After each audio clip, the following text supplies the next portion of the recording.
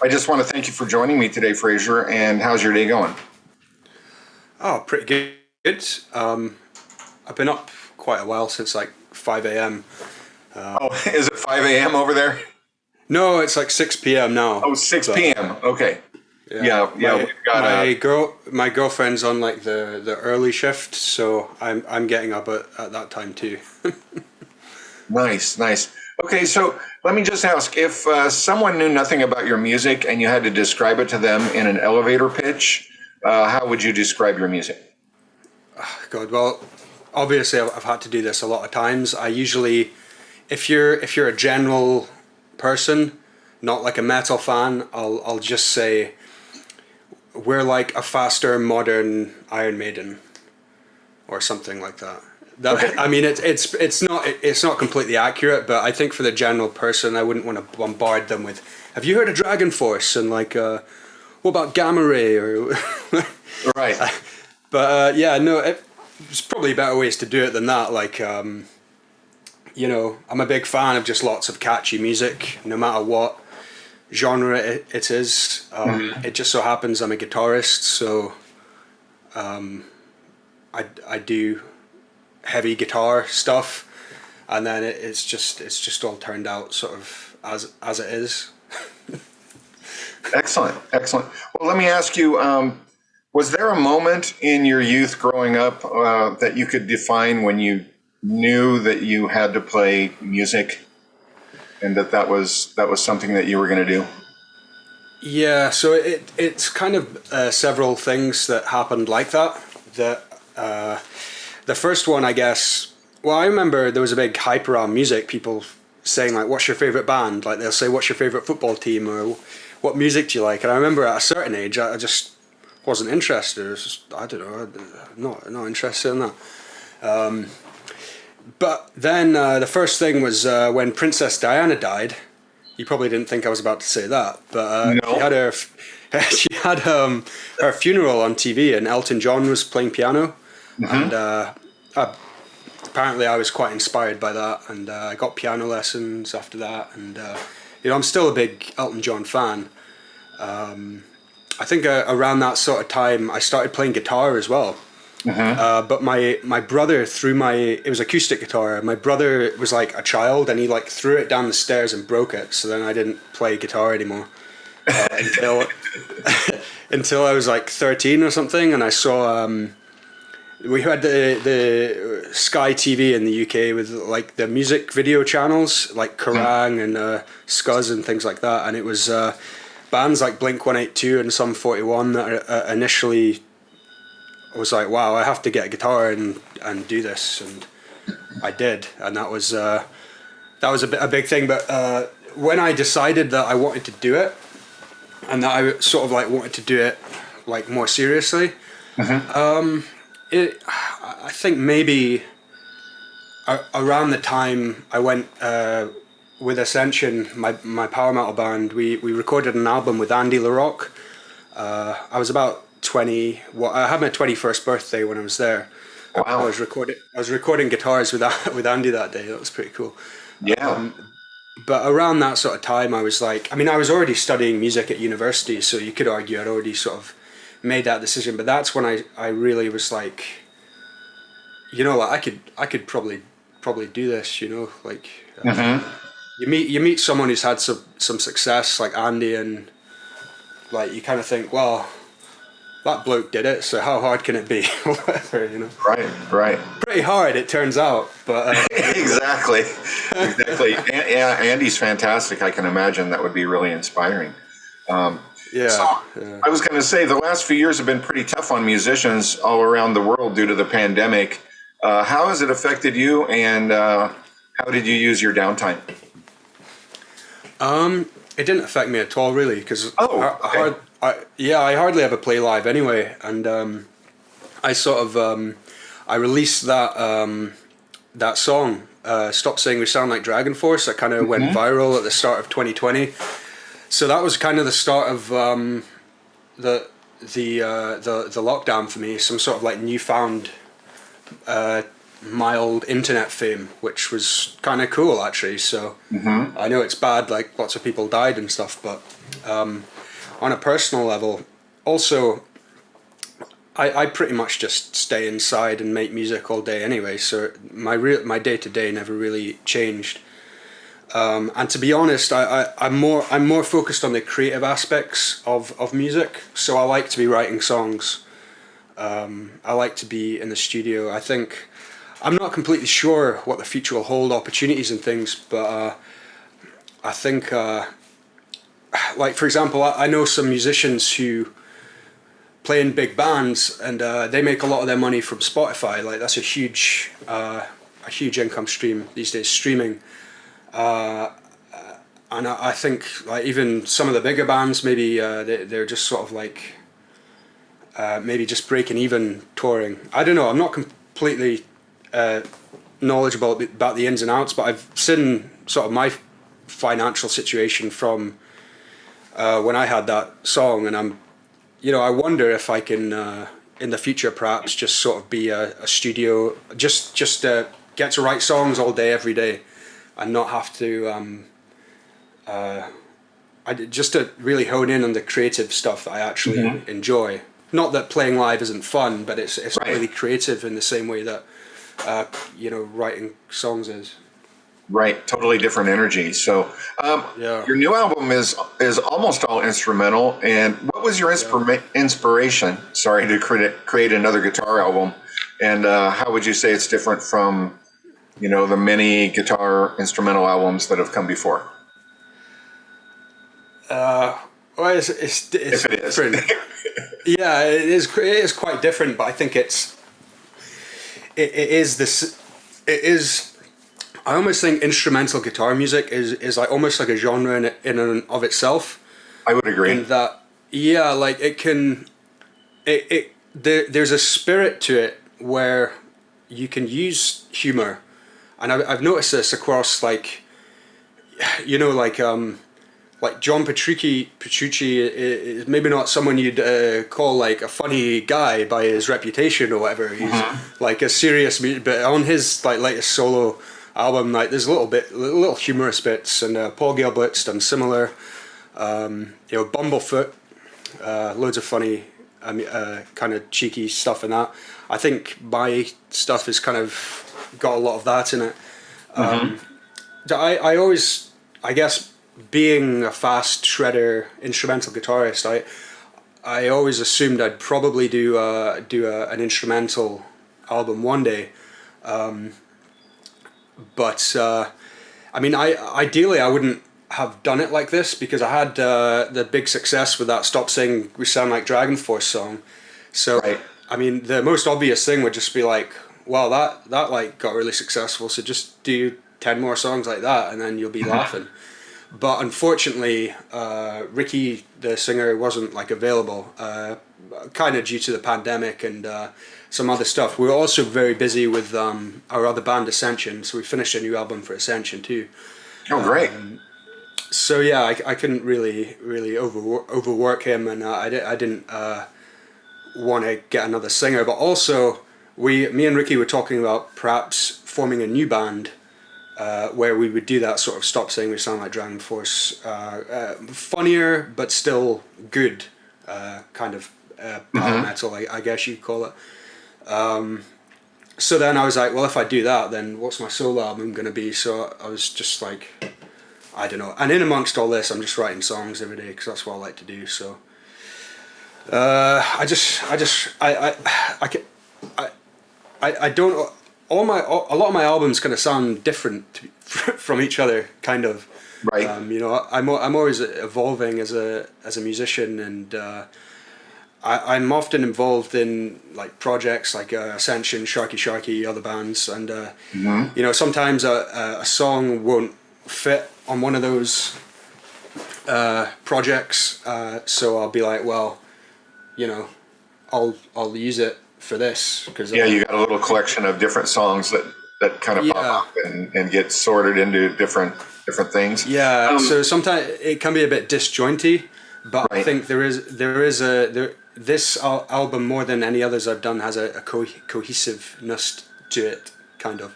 Yeah, I was going to say, The Reckoning has some very Americana themes, with your banjo and ragtime piano. Have you always played banjo? No, I just got it in a pandemic. I thought I'd do it on one song, and then I sort of was like, well, I've bought it. I've got to like justify the purchase now. Yeah, I have a friend that plays guitar that he got a banjo that was kind of weird. It just had a guitar neck on it. You know, I almost got that. You know what I'm talking about? It was strung like a guitar. I almost got that. So he didn't have to change anything. He could just get the banjo sound. So I wonder if I should have done that. It would have been easier to learn, but I mean, it's not that hard anyway. But right. I mean, it's usually open tuning, correct? I mean, yeah. I think I was a bit worried that I wouldn't get the banjo sound from that, because I guess the thing about the banjo, the thing that drawed me to it, I got this Americana vibe to the album. Banjo just sounds hilarious. Like, I don't know why. I just kind of like laugh my head off whenever I hear it. It's hard to have a grim banjo song, isn't it? Yeah, I tried, but it didn't work because it's just funny. I was, when I first read that you had banjo and like ragtime piano, I was trying to think how that was going to fit in. But then when I listened, I just think it works perfectly with your kind of sense of melody and how you tend to have, you have kind of what I would call like happy heavy metal. Yeah. So was it an easy adjustment for you to add those kind of themes? Yeah, I mean, the banjo is just I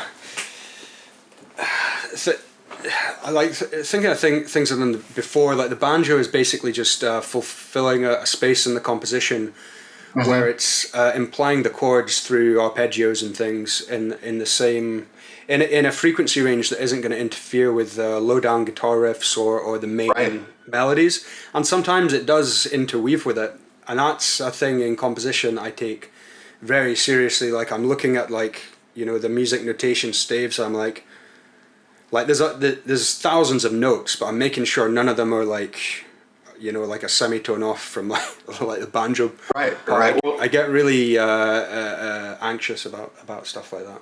But. Yeah, well, it seems like for me, I've always felt like when you're doing a mix and writing a song, everything has to have its place. Like, you know what I mean? Yeah. Like, you've got these frequencies, and if too many things fight, they can be conflicting. Yeah. But I understand exactly what you're saying, and I feel it fit right in. So I find myself really one of my favorite tunes on the new record is "The Champion."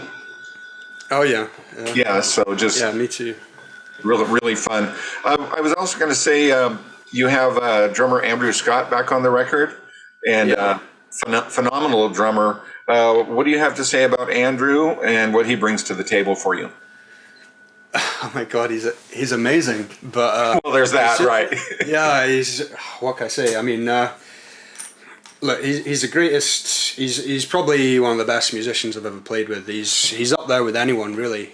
I mean, his credits list speaks for itself. I mean, he's worked with Paul Gilbert, and he's away on tour right now playing with the band. I think he's someone he could be playing in some of the biggest bands in the years to come. He really is like he's one of these guys who's just gonna like make it no matter what.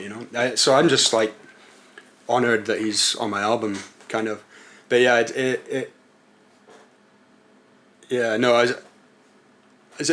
sometimes I think about what should I say and what should I absolutely not say. Right. But we were joking that he's got a reputation of like the drummer boogeyman.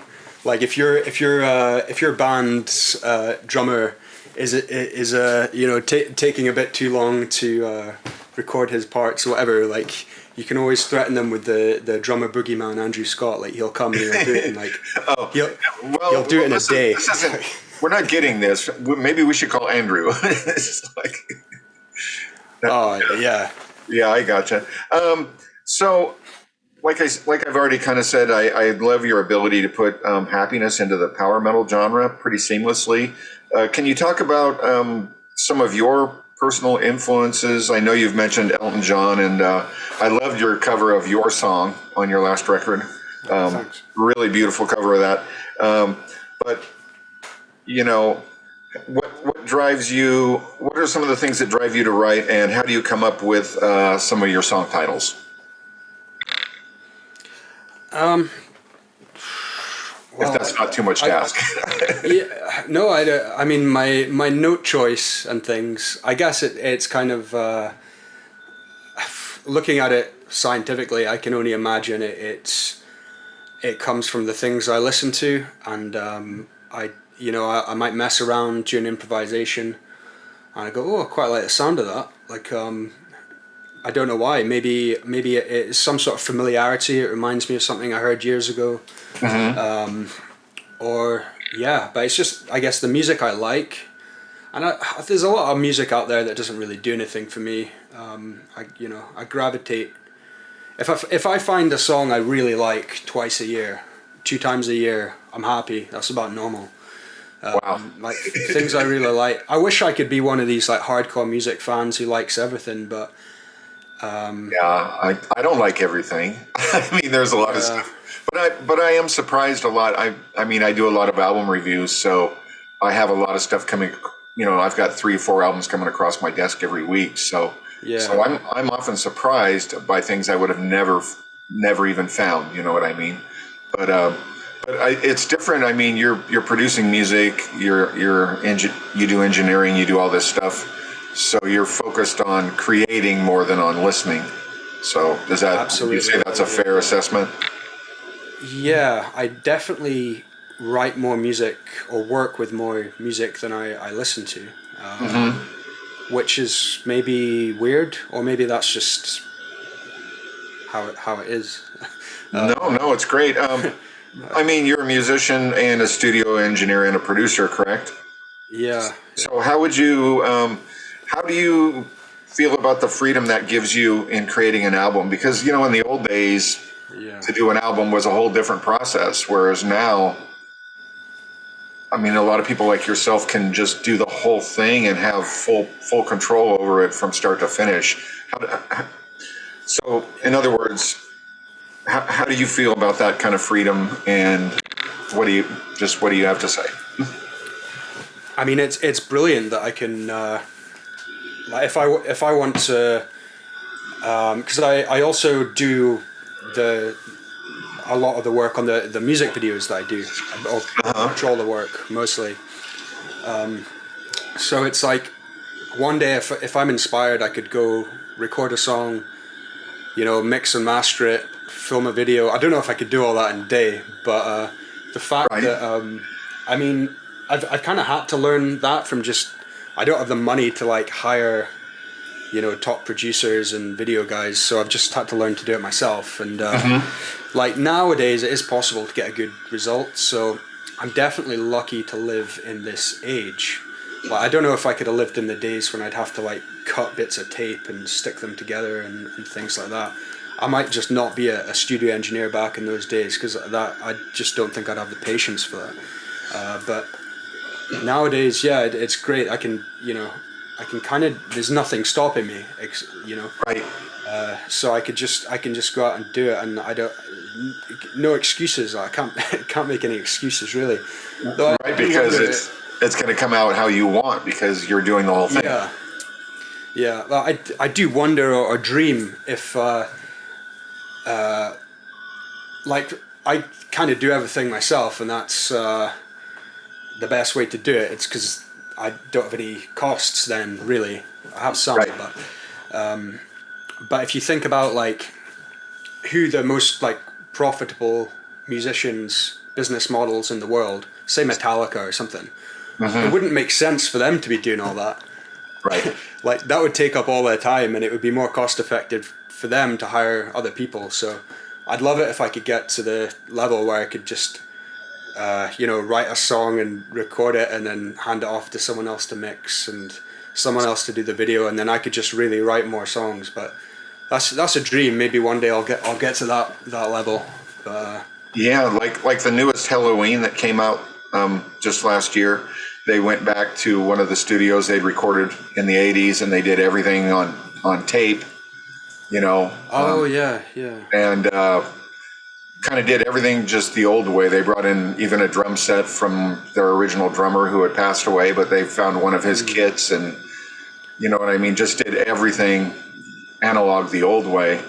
And pretty amazing album, but I mean, that's a different kind of budget and a different kind of mindset completely than a person like yourself that's, like you say, you've got the weight of the whole thing on your shoulders, right? So it's up to you to create, and but also you have complete vision and control over that vision. So yeah, it's amazing because I do have complete control, and you know, there is. I try not to be these days too. I'm not going to spend 2 weeks trying to craft the perfect kick drum sound or something. Right. You know, that's not productive. But gosh, I lost my train of thought. What was I saying before that? Of just control of your production and your final product. And yeah. Basically, but yeah, I imagine you have kick drum sounds already dialed in that you like. You know what I mean? Yeah, sort of preset templates. Like I've got a 10 or 20 go-to kick drums, and I usually use a mix of them. And then I try not to think about it too much. But I remembered what I was going to say. Okay. There's a lot of times that I've listened to. I've been listening to something on Spotify or something, and I've been like, "Wow, that mix is amazing. I have to find out who did it." Mm-hmm. And I find out who did it, and it was like a guy in the band. You know, that happens. That's happened quite a few times to me. I think there is something to mixing your own music. I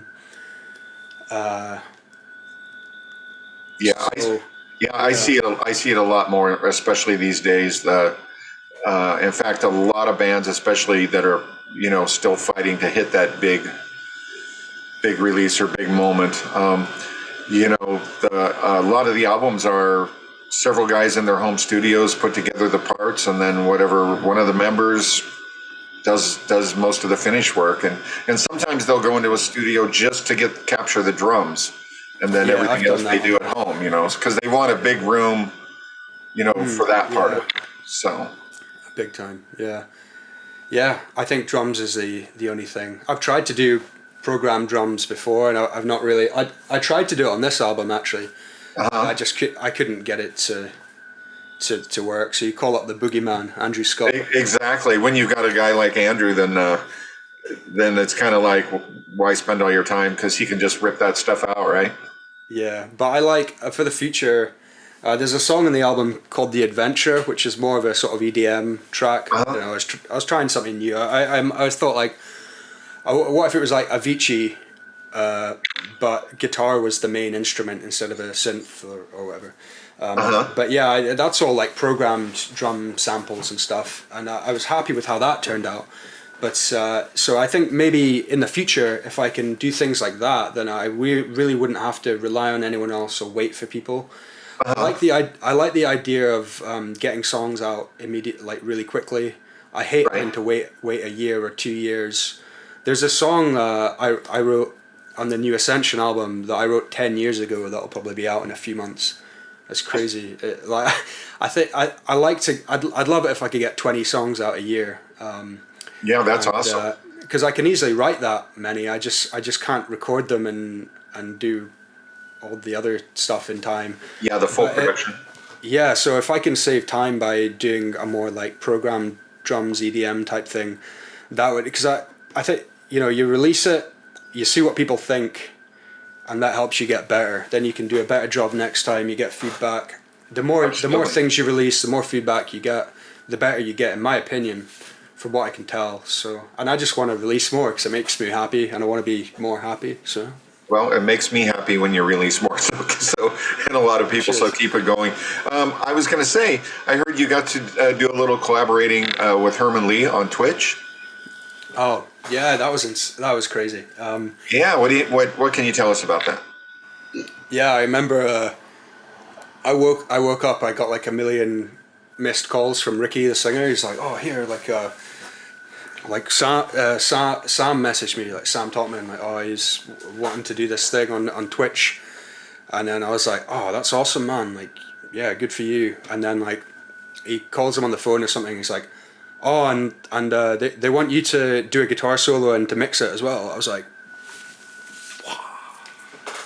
it's like that was like the most awesome thing ever. And then we did it, and it was so much fun, you know. Just, I guess, me and Ricky, two like best mates, just on a Zoom call like this with our you know, heroes, probably our favorite musicians ever, and it was like a unreal dream, like, you know, it was like it was really cool. So hoping awesome. that because we did a song with them, it was Slayer's Angel of Death.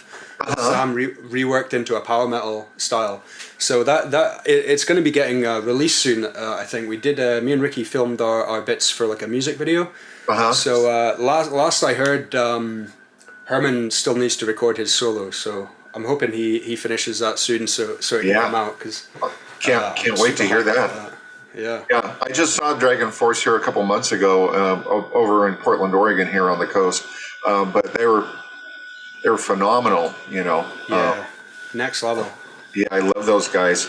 Well, we're running a little low on time, but I just wanted to ask, what else does 2022 have in store for Fraser Edwards?